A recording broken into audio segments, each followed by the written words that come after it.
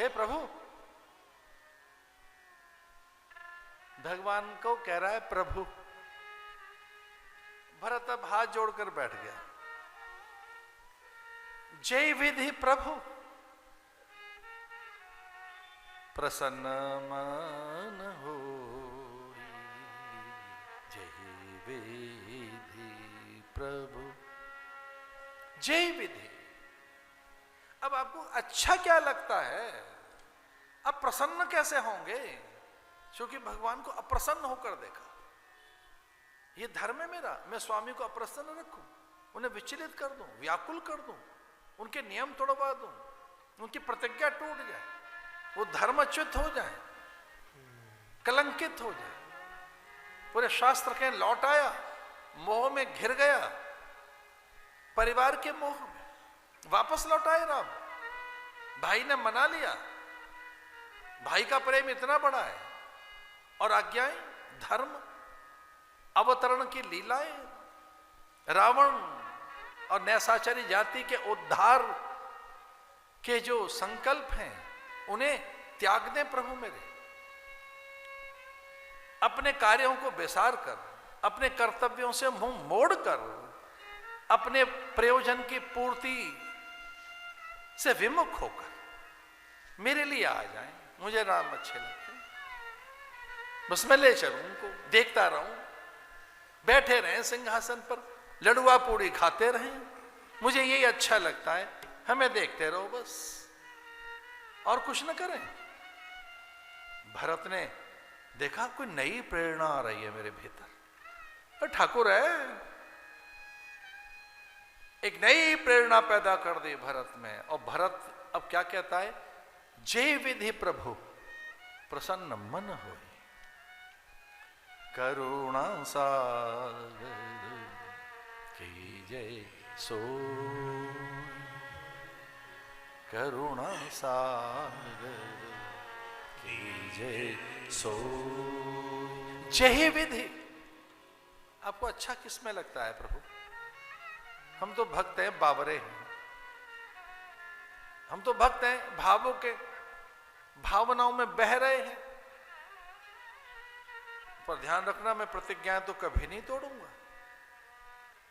अब मैंने भी व्रत ले लिए हैं, अपने आप ही बोले जा रहे हैं भरत, अब मेरे व्रत हो गए, 14 बरस तक मैं अन्न नहीं खाऊंगा, यव यावक होके रहूंगा मैं। क्या करेंगे? आप जानते हैं भरत ने क्या किया? भरत ने कंदमूल फल नहीं खाए कभी भी, कंदमूल फल तो प्रभु ने खाए हैं। तो भरत क्या खाता है? भरत गाय को चारा खिलाता है, भरत गाय को जौ खिलाता है, और जो 36 घंटे के बाद गोबर में से निकलता है गाय के, कुछ तो पच जाते हैं और कुछ निकल जाते हैं।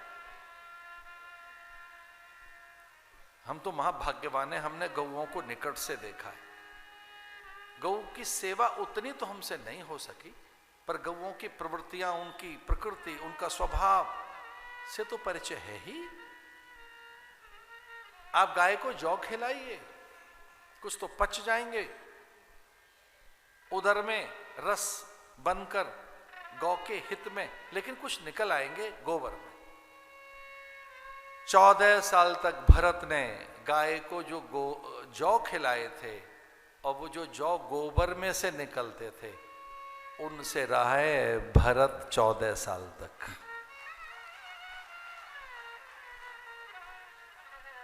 चंद्रायण, अनेक व्रत ही प्रायश्चित कर्म बताए गए। आपसे गौ हत्या हो गई, ब्रह्म हत्या हो गई, कन्या हत्या हो गई, भ्रूण हत्या हो गई।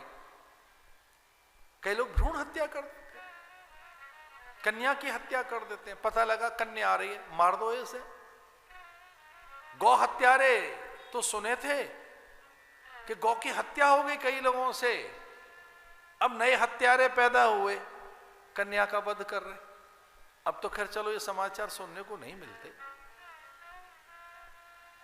तो कन्या की हत्या, गौ हत्या, परिजन पुरजन बंधु बांधवों का अपमान, वृद्धों का अपमान, स्त्री का अपमान। आपने कई आपसे दोष बन पड़े, उनके लिए चंद्रायण व्रत आदि बताएं। लेकिन सबसे बड़ा तप कोई है तो गाय के गोबर से जो जौ निकलता है उसके सत्व से, और भरत जानते हो क्या करते थे, केवल गाय के निकले जौ से ही नहीं रहते थे, गाय के गोबर से निकले जौ में से उसे पीस कर निकालते उसका अर्क, उसको भी गौमूत्र में उबालकर पीते थे। कहते थे मैं दोषी हूं, मेरे कारण राम वन में हैं।